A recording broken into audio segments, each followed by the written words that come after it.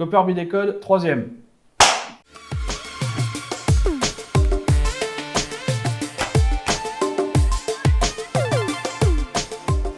Bonjour, Damien, développeur full stack. Bonjour, Joliane, ingénieur DevOps infrastructure. Aujourd'hui, on décode des termes du monde du web.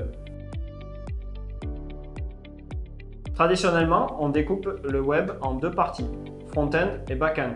Joliane, est-ce que tu peux nous introduire le back-end? Le back-end, c'est la partie qu'on ne voit pas, c'est la partie données, c'est la partie traitement, et c'est la partie que le front va consommer pour pouvoir afficher les éléments à l'utilisateur. Le front-end, par opposition, c'est la partie visible de l'utilisateur, celle qui montre les données et qui permet d'interagir avec le site web. En général, pour développer la partie front d'un site internet, il y a trois types d'intervenants, l'UI, l'UX et le front. Pour traduire un peu, l'UI, c'est l'interface utilisateur, c'est ce que l'utilisateur voit.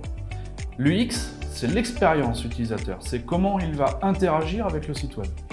Et le développeur, en fait, lui, ce qu'il fait, c'est qu'il met ces briques ensemble pour faire en sorte que ça marche. Traditionnellement, on utilise un CMS qui permet de gérer le front et le back en un seul bloc.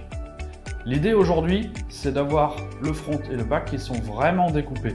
C'est l'objectif d'un CMS headless. On découpe la partie métier de la partie visuelle. Cette partie front et back-end doivent communiquer ensemble.